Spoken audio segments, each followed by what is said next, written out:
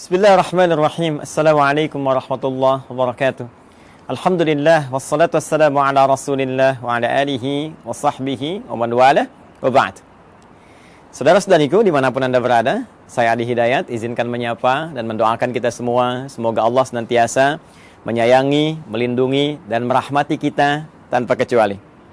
Alhamdulillah, dari sekian kita belajar dan mengamati situasi dinamika yang terjadi dalam konteks kehidupan kita, bahkan dalam skala global, menghadirkan banyak hikmah, banyak pesan-pesan, dan juga pendalaman-pendalaman dan perluasan wawasan keilmuan kita.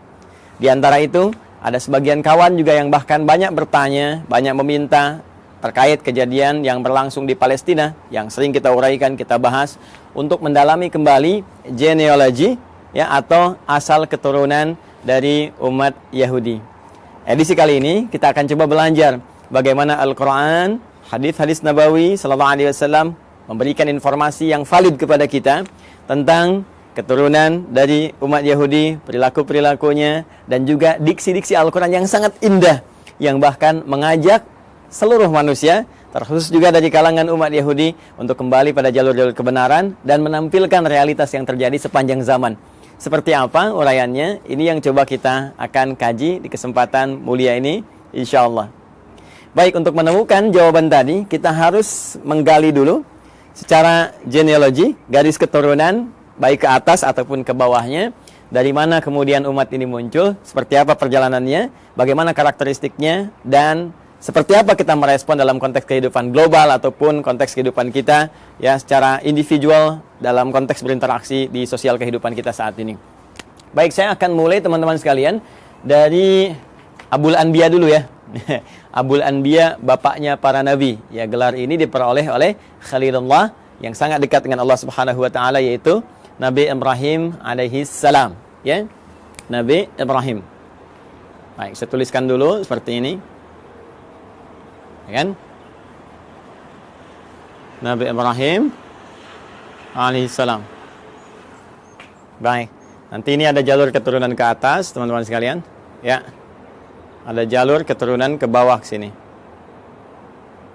Nah, jalur keturunan ke atasnya kalau kita sambungkan misalnya kan. Nah, ini yang walaupun ada perdebatan kita tuliskan dulu ya, dari Azar, kemudian ke Teruh, kemudian ke Abir, ya, tuliskan begini Abir. Nah, ini Abir ini nanti ada yang mengaitkan juga dengan bahasa Ibrani yang saat Nabi Ibrahim tinggal di Padan Aram, ya, yang sekarang itu wilayah Irak, dulu dikenal dengan Babilonia. Nanti kita turunkan juga, ya. Kemudian bin Azar, bin Taruh, bin Abir, kemudian bin Kinan, bin Arfakhshad. Tuh, ini penting sampai ada alarm tuh di komplek. Arfakhshad.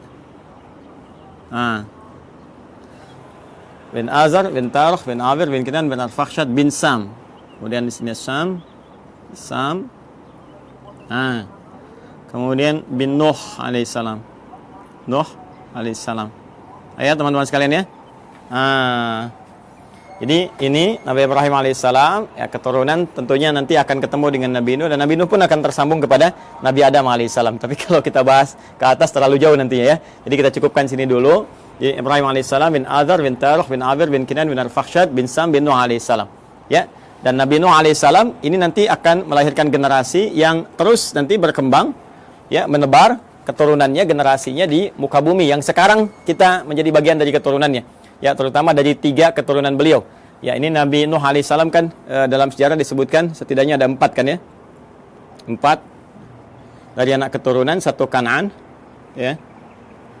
Nah, ini yang kemudian tenggelam dalam banjir besar karena beliau tidak mengikuti arahan ayahandanya, ya.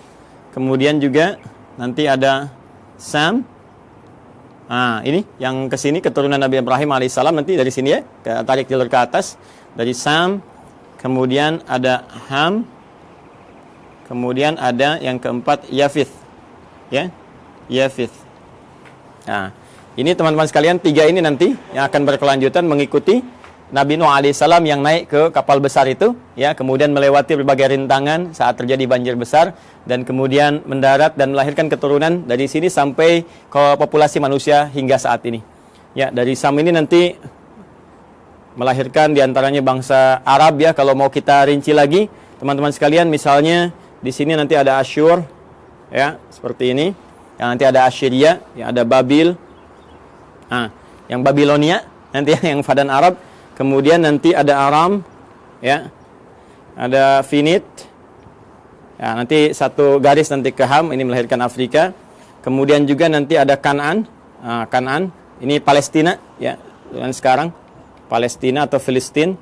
Nah, ini yang Babilonia, yang Irak, ini yang Aram, ya, Aramai ke wilayah Syria yang ke sebelah sana.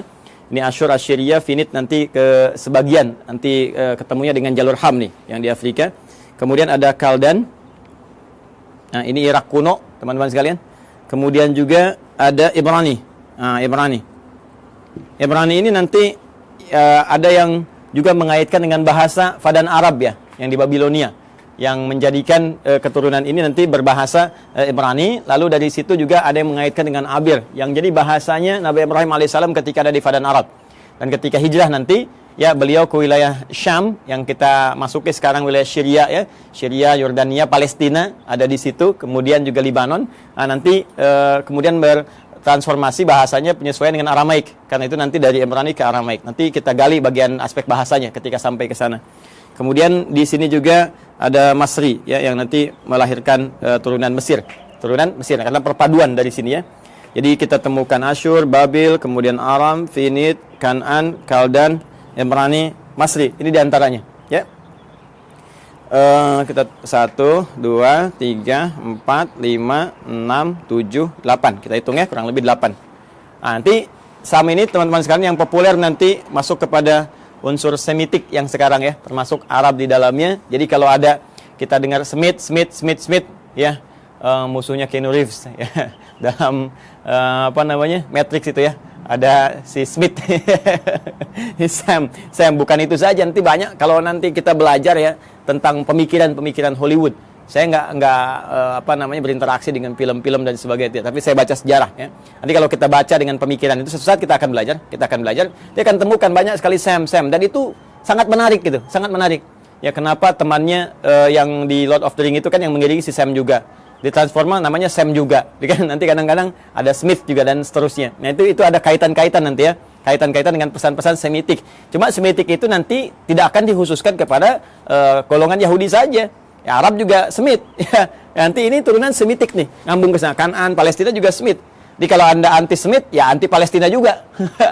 Jadi kalau misalnya Anda bully orang Palestina, atau bahkan Anda, mohon maaf sekali, ya, kemudian bombardir, atau bahkan kemudian Anda zalimi, aniaya, kriminalisasi, itu anti-Semit juga, ya. Termasuk ke orang Arab itu anti-Semit juga, ya. Jadi Semitik ini galinya ke sini nanti, ya. Ini nanti Ham lebih kepada ras Afrika, ya, dan turunannya nanti, ya, termasuk nanti ke Finit ini nyambung ke sini, dan ini Yafitik nanti melahirkan bangsa Eropa, dan nanti kita akan lihat turunan-turunan yang selanjutnya. Ini garis besar dulu, ya, teman-teman sekalian, untuk menunjukkan bagaimana dari garis genealogi Nabi Ibrahim ke atas, ya, alaihissalam, sampai nanti ke Adam alaihissalam.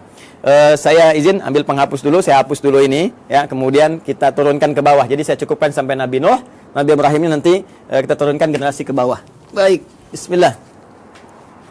Kita akan coba turunkan sekarang jalur ke bawahnya. Kita hapus dulu ini supaya kita mengenal lebih jauh dan kita temukan nanti genealogi kapan Yahudi itu ketemu.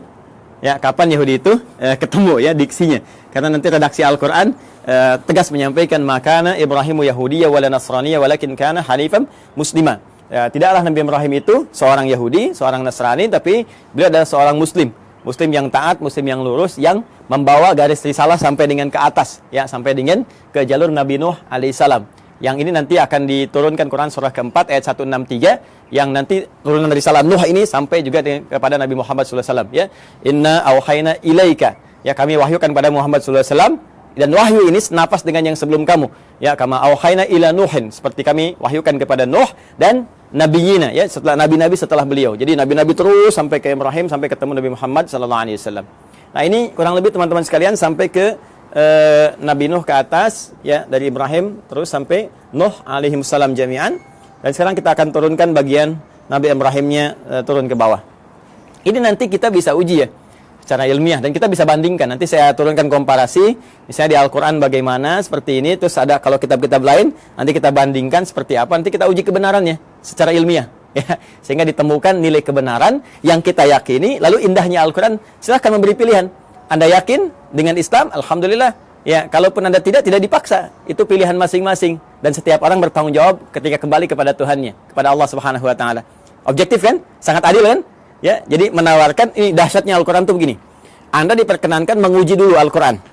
Ya, sebelum Anda bahkan membacanya, sebelum Anda bahkan ingin mengkajinya. Al-Quran menawarkan diuji, silahkan. Jika Anda ragu, uji. Ya, wa in kuntum fi raibin mimma nazzalna ala abdina fa'tu bi suratin min mithli. Al-Baqarah ayat 23. Ya, kata Allah, kalau Anda ragu terhadap wahyu yang kami turunkan kepada hamba terbaik kami Muhammad SAW, silakan Anda uji, datangkan semisalnya. Ya, coba cari ada nggak karya manusia yang mirip ya seperti firman Allah ini. Perhatikan bahasa saya. Ada nggak karya manusia yang mirip dengan firman Allah ini? Kalau Anda ragu, uji dari sisi kebahasaan, silakan uji. Ya, bagaimana dahsyatnya ini? Untuk membedakan. Ini kan banyak orang Arab di masa Nabi yang fasih-fasih luar biasa. Ya, dan mereka nggak ada yang mampu dan mengakui ini bukan karya manusia. Kalau tiba kemudian ada orang sekarang yang nggak lebih fasih daripada orang dulu, nggak lebih pintar bahasa zaman dulu, mengatakan misalnya Al-Quran itu karya manusia, maka ini nampaknya kurang minum susu. Pengetahuannya kurang luas. Ya, orang yang paling pakar aja, penutur aslinya mengatakan ini bukan dan tak mampu mendatangkan semisalnya, maka turunan ini yang lebih lemah ke bawahnya, ya, apalagi zaman sekarang, itu mustahil bisa menjual Al-Quran. Tapi Al-Quran tetap membuka. Silahkan. Dari segi isinya, silahkan Anda kaji. Ya, dari aspek manapun silahkan. Setelah Anda menemukan bahwa ini mustahil nih, ya, kata-kata manusia, karya manusia, dan Anda meyakini, oh ini bahasa lain, walaupun ini jalan menuju firman Allah. Ya, bagi kami orang Islam sudah yakin, la raiba fi. Karena itu di pembuka Quran jelas dikatakan, dzalikal kitabu la raiba fi. Semua isi Al-Quran ini nggak ada keraguan, mesti kita yakin. Nah, Anda yang belum yakin silahkan kaji. Nggak ada kitab di muka bumi yang menawarkan sebelum berinteraksi dengannya untuk diuji dulu. Setelah itu pun, silahkan gali, silahkan kaji. Afala yatadabbarun Al-Quran? Kenapa Anda nggak kaji? Kenapa nggak dalami? Kenapa Anda tiba-tiba menyoal yang Anda tidak tahu? Ini kan menarik. Ya, ada yang nuduh, ini Quran rekayasa, ini Quran produk budaya. Baca Quran aja enggak? Dikaji juga enggak? Ini sisi ilmiahnya di mana? Ya, kita kan menyimpulkan sesuatu setelah kita lihat dulu, analisis dulu, baru kita simpulkan. Ini ngaji enggak, baca enggak, menganalisis tidak, atau cuman lihat, cuman baca, tapi nggak paham artinya, lalu menyimpulkan. Ini kan menarik gitu ya. Maka silahkan teman-teman sekalian. Nah, nanti dari sini Quran menawarkan, Quran memperbandingkan, ada komparasi, dan Quran juga mengatakan silahkan cek, silahkan uji, silahkan bandingkan. Kalau Anda yakin dengan kebenaran, dahsyatnya, walaupun apa yang ditampilkan Al-Quran benar, tetap memberikan peluang kepada Anda untuk memilih secara objektif dan tidak memaksa. La ikraha fid din, tidak ada paksaan. Ya, untuk masuk ke dalam Islam, lakum dinukum waliyadin, bagi Anda yang Anda yakini, bagi kami yang kami yakini, tapi semua punya konsekuensi ketika kembali pada Allah Subhanahu wa taala. Baik. Sekarang kita kembalikan ke Nabi Ibrahim alaihissalam. Teman-teman sekalian, mari kita bagi genealogi turunan ke bawahnya ya Nabi Ibrahim. Nah, ini spidol sudah mulai akan habis dengan turunan ke atas saja, saya ganti dengan yang baru. Kita ke bawah dulu ya. Nah, seperti ini saya turunkan satu. Kemudian di sini saya turunkan dua karena keterbatasan papan tulis. Ustaz, kenapa nggak yang lebih besar aja papan tulisnya supaya banyak? Begini Nona, begini Tuan, begini Joni, Cepi dan kawan-kawan sekalian. Ini akses naik ke rooftop di Quantum Mahir Institute. Pintunya hanya cukup untuk yang ini. Insya Allah nanti kita sesuaikan. Mungkin dari bawah kita tarik ke atas agak panjang. Ya, Bismillah teman-teman. Ini 3. Ini 4, saya cukup-cupin ya. Ya, kita ambil dulu Quran surah ke-3 Ali Imran di ayat 33. Kemudian kita tambahkan Quran surah kedua Al-Baqarah ayat 132. Ya, dari 131 dulu. Nah, nanti ke 132 ke sini. Ya. Saya mulai dengan Ali Imran dulu ayat 33. Ya, mari kita fokus, lihat sinak di paling kiri di mushaf standar ya, sebelah kiri, agak ke atas sedikit.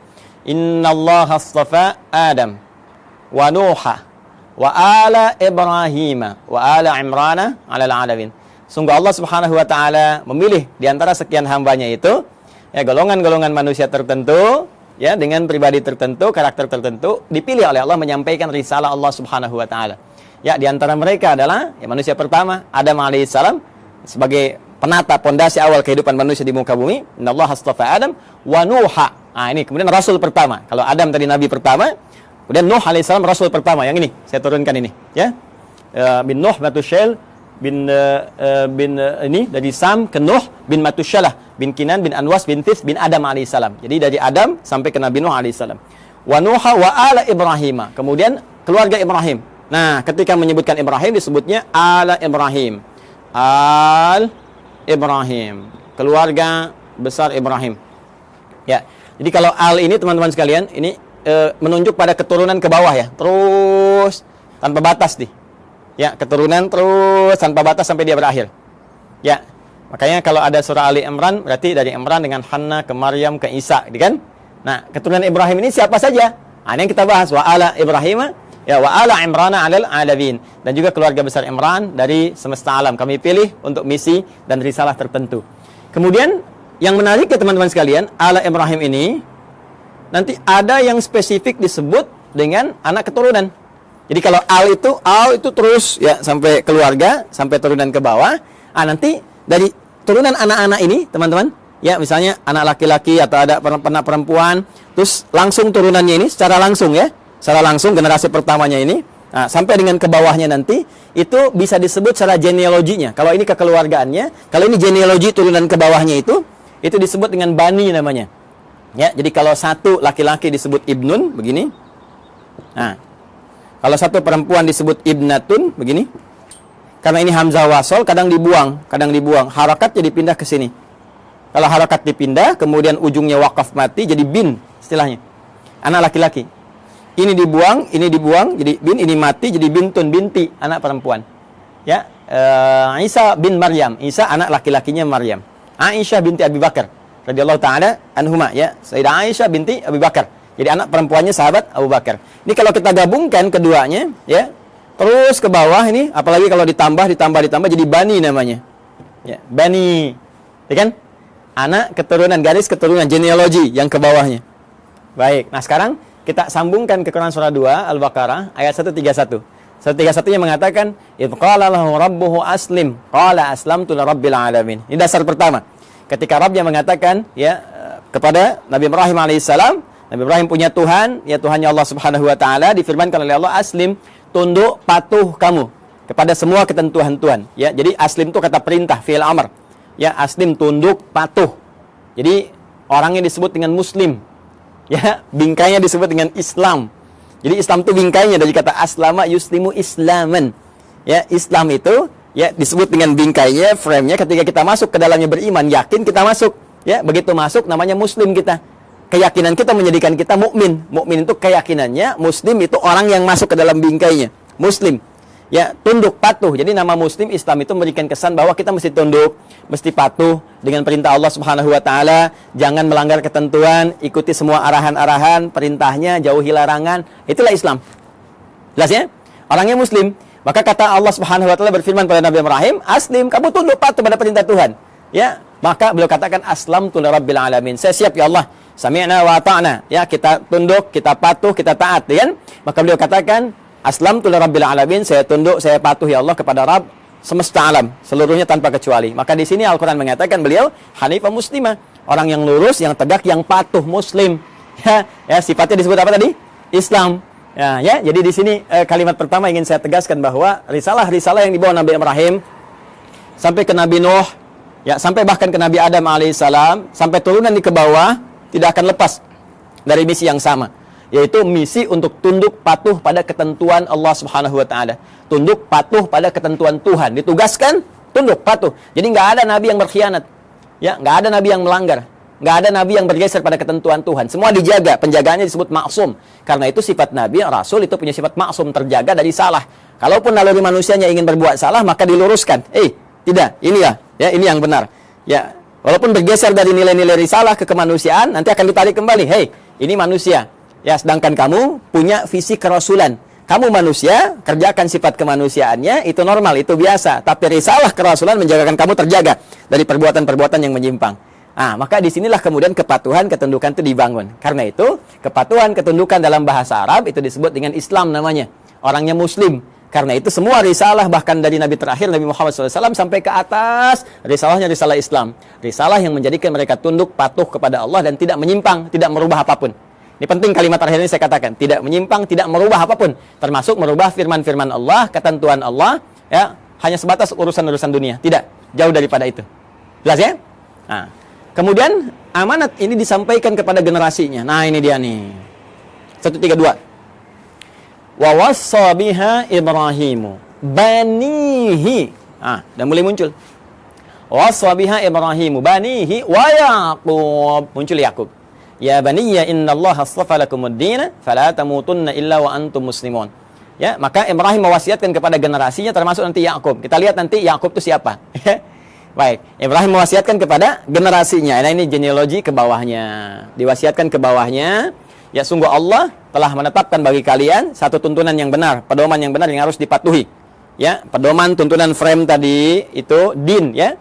Din kita kan namanya Islam tadi, ya, frame-nya kan Islam kan? Makanya di Quran surah ketiga, Quran surah 3 ayat 19, itu kata din disandingkan dengan Islam. Din disandingkan dengan al-Islam.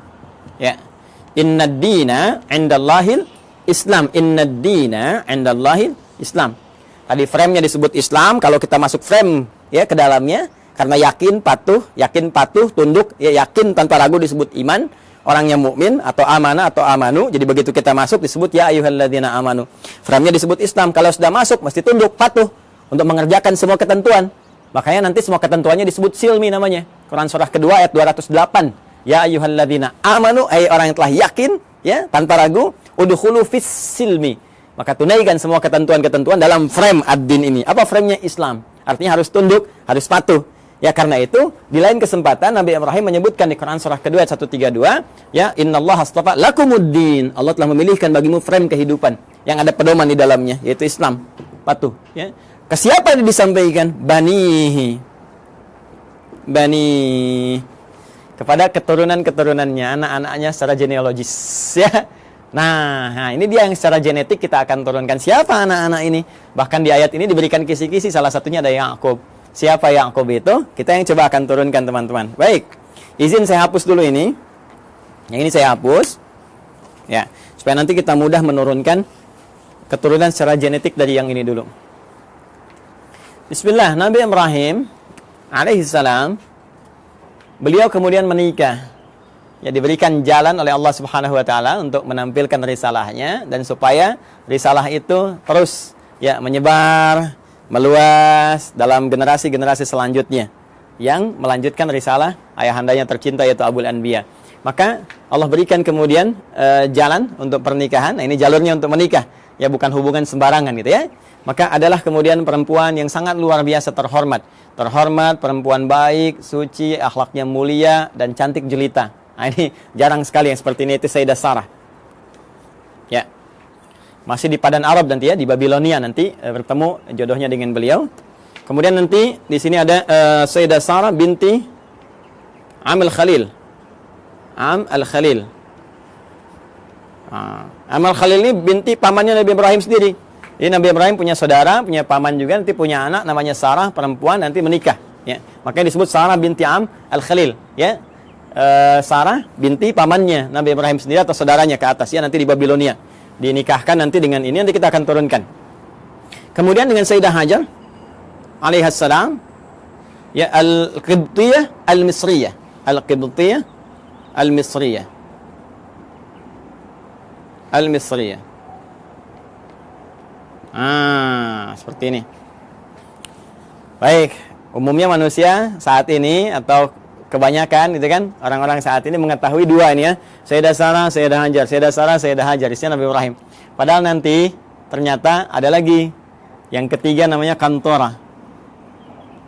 Kantorah bin Yaqtan, binti Yaqtan. Kantorah binti Yaqtan. Ini dia. Ada Kantorah binti Yaqtan. Ketiga dikenal juga dengan Kentura ya, Kentura, bukan Pantura, ingat ya, Kantura. Kantorah ya. Dan yang ini yang keempat di sini Hajun. Sayyidah Hajun binti Al-Amin. Masya Allah. 1, 2, 3, 4. Sayyidah Sarah binti Amil Khalil, Sayyidah Hajar Al-Qibtiyah Al-Misriyah, kemudian Sayyidah Qantara binti Yaqtan, kemudian Sayyidah Hajun binti Al-Amin. Inilah 4 ya.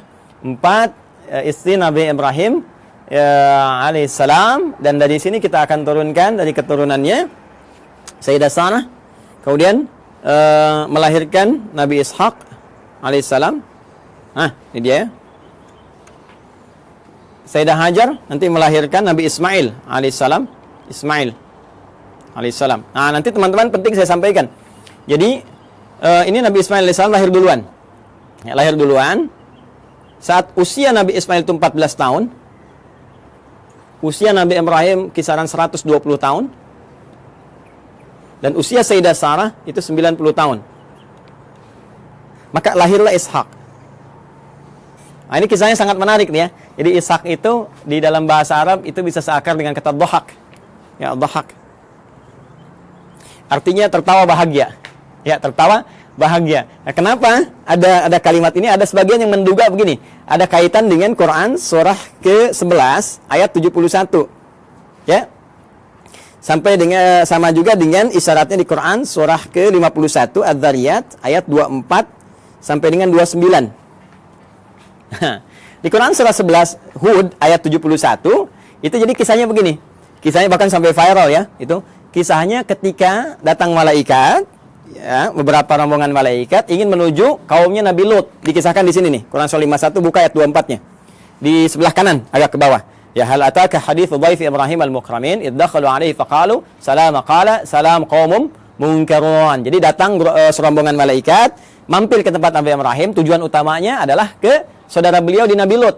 Ya, jadi di situ di satu masa ada 2 distrik berbeda, nabinya ada 2, rasulnya ada 2, tuh ya. Jadi nggak setiap masa nabinya satu, boleh jadi setiap tempat itu yang berbeda ada nabi juga. Nah, ini keponakannya Nabi Lut, keponakan Nabi Ibrahim. Kemudian apa yang terjadi? Ketika akan datang yang menghukum umatnya Nabi Lut yang memang minta diadab, ini keterlaluannya, minta diadab ya, maka malaikat mampir dulu ke tempatnya Nabi Ibrahim. Ketika itulah mengabarkan bahwa Sayyidah Sarah ini yang sudah usia 90 tahun itu akan punya keturunan. Akan punya anak, akan mengandung. Maka di sini kemudian beliau disebutkan sambil menepuk wajahnya, fasakkat wajhaha wa qalat ajuzun aqim. Beliau mengatakan, apa yang seperti ini masih mungkin bisa punya keturunan? Itu sambil berdiri. Berdiri itu bahasa Arabnya qaimun, qaim. Kalau perempuan tambah tak di ujungnya, qaimatun. Ya, jadi sambil berdiri menepuk begini sambil tertawa. Ya. Ini yang seperti ini apa masih mungkin punya keturunan? Jadi ketawa gembira, tertawa dan menepuk-nepuk, ya, seakan takjub dengan keadaannya. Maka di Quran surah ke-11 ayat 71 disebutkan, wa imra'atuhu qa'imatun fadhahikat fabasyarnaha bi Ishaq. Ya, Masya Allah. Wa imra'atuhu, sedangkan istrinya Nabi Ibrahim alaihissalam yaitu Sayyidah Sarah, qa'imatun, langsung berdiri mendengar kabar itu. Ya, ketika malaikat mengatakan di surah ke-51 ini, ya, kemudian mengatakan fabasyaruhu bi ghulamin alim, dia akan dapat anugerah seorang anak yang sangat cerdas, gulamun alim. Kalau Ismail gulamun halim, kalau ini gulamun alim. Ya, halim itu cerdas dan perasa. Ya, tapi gulamun alim cerdas.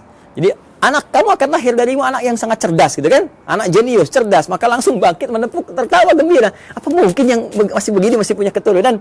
Ya, maka di Quran surah 71, di Quran surah 11, Quran surah 11 Hud ayat 71 dikatakan wa imra'atuhu qa'imatun fadhahikat, maka tertawa gembira dan sambil menepuk bagian pipinya, fabasyarnaha bi Ishaq, kami kemudian anugerahkan kepadanya namanya anak bernama Ishaq. Ya, yaitu apa? Memberikan kesan bahwa kamu kaget sambil tertawa, kami berikan seorang anak yang akan memberikan kegembiraan pada dirimu dan menghadirkan tertawa bahagia, tertawa gembira. Artinya yang selalu membuat engkau riang, membuat engkau bahagia sampai engkau tertawa gembira dan terhibur. Jadi apa yang kau rasakan seakan-akan sedih gitu kan, seakan merasakan kapan punya keturunan, sekarang kau tinggal gembira aja. Anak itu akan memberikan kesan kau sambil gembira, tertawa dan sebagainya. Itulah Ishak.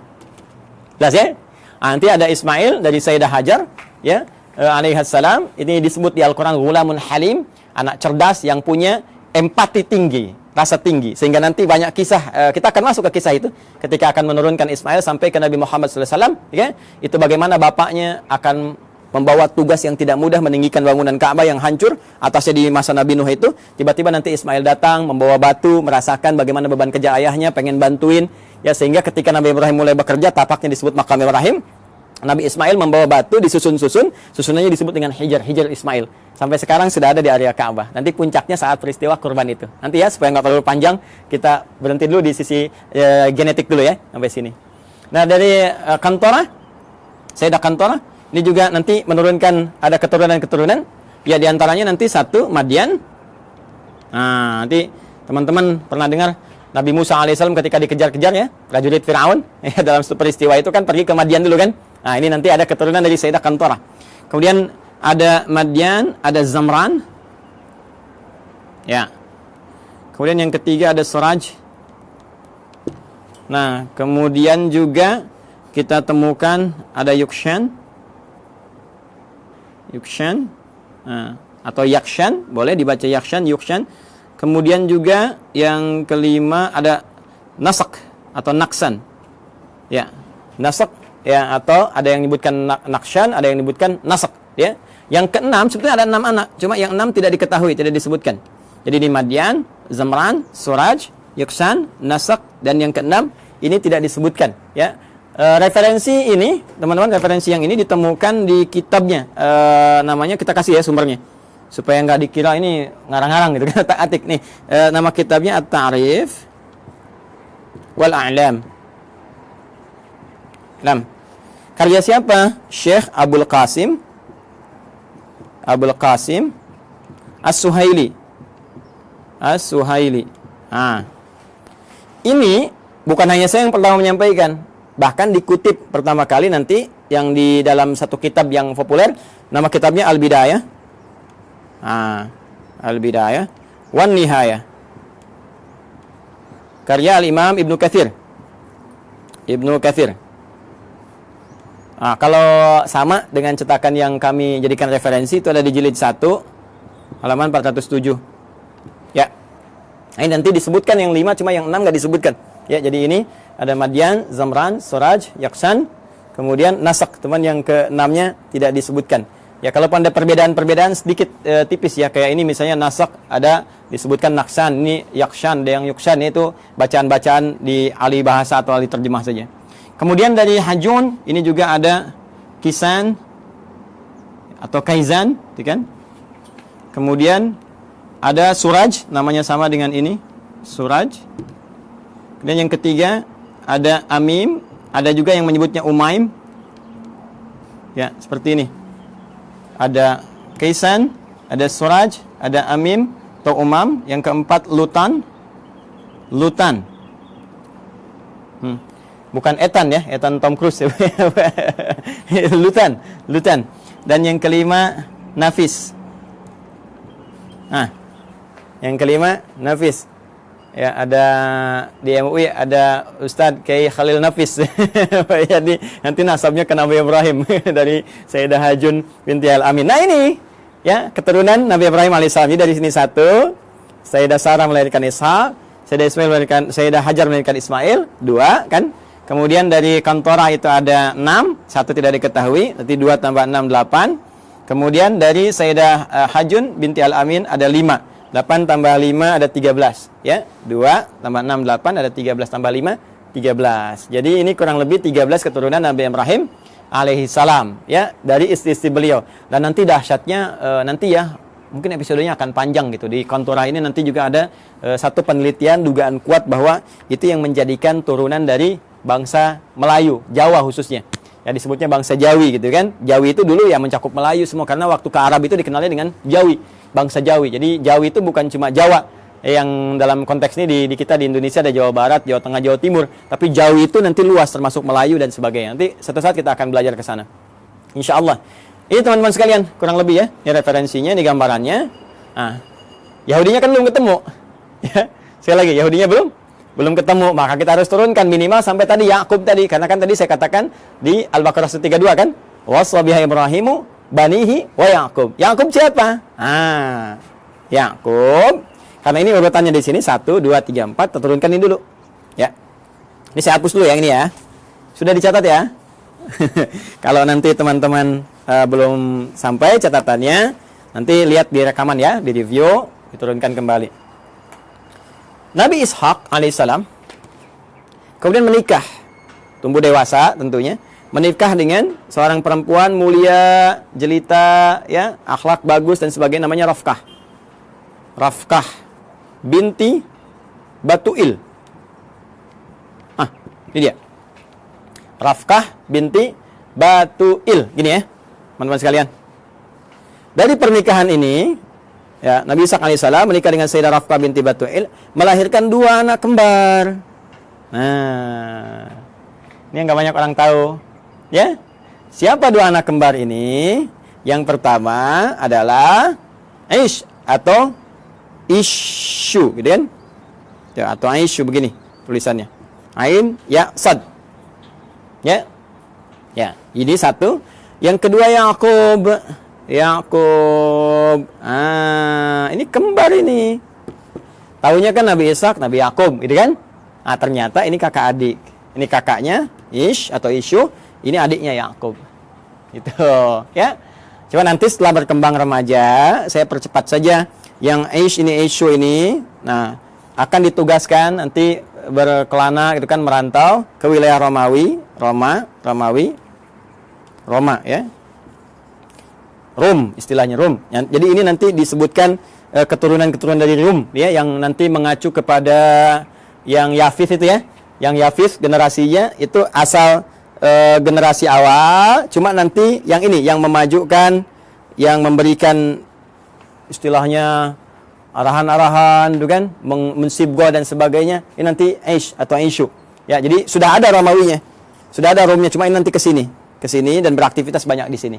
Ya, dan ini nanti akan nyambung kepada generasinya Yafith yang dari Nuh alaihissalam tuh ya, yang Yafitik itu. Ini saya berhenti dulu sampai sini. Saya akan teruskan ke sini. Nabi Yakub kemudian diminta ya oleh ayahandanya Ishak alaihissalam untuk pergi ke Padan Arab. Padan Arab, tempat dulu Nabi Ibrahim kan beraktivitas dan seterusnya. Di Padan Arab ini, nah ini sudah kelihatan gitu ya, ada isyarat-isyarat bahwa ini kalau sudah jalurnya ke sana, ini ada jalur-jalur risalah, jalur kenabian dan sebagainya. Maka dimintakan untuk bertemu dengan abangnya Rifkah ini. Ya, abangnya Rifkah. Beliau punya abang, ya berarti pamannya ke sini ya, pamannya atau Pak D-nya gitu kan. Nah, punya abang namanya Laban. Ya, di sini punya abang namanya Laban. Ada juga yang menyebut dengan Laman namanya. Laban atau Laban. Bukan Gaban ya. Laban.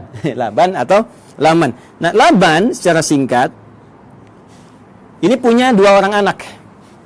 Ya, saya ulangi ya. Punya berapa orang anak? 2 orang anak.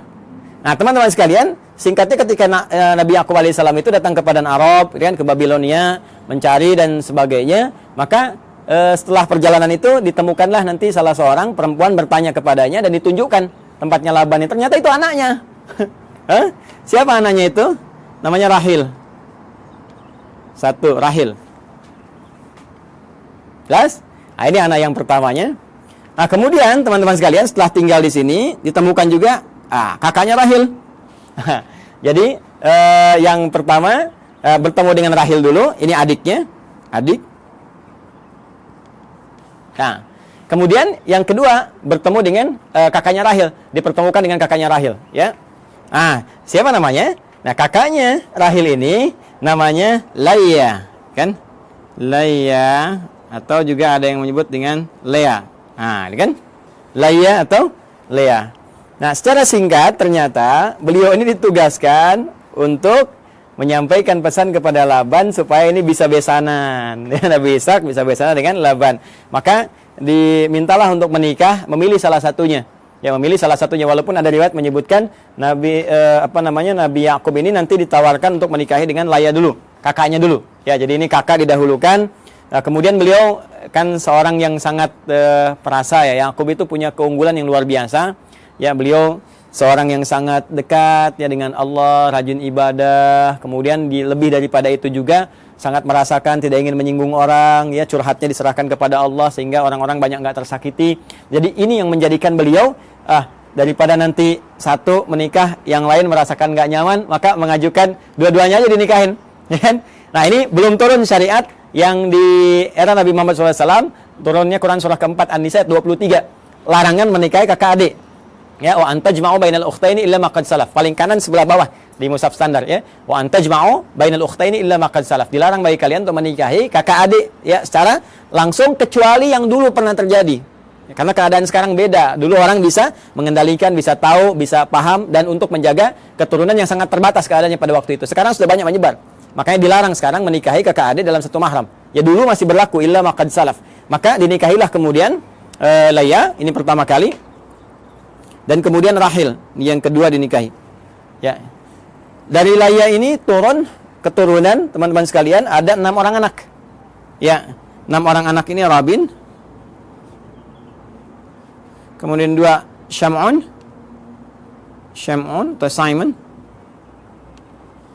Dan yang ketiga Levi atau disebut juga dengan Lewi. Ya, Levi itu ya, Levi. Tulisannya begini, bukan Levis ya, Levi. Lewi, gini. 4 Yahuda. Kemudian yang kelima Izakar. Ya. Yang keenam Zabulun.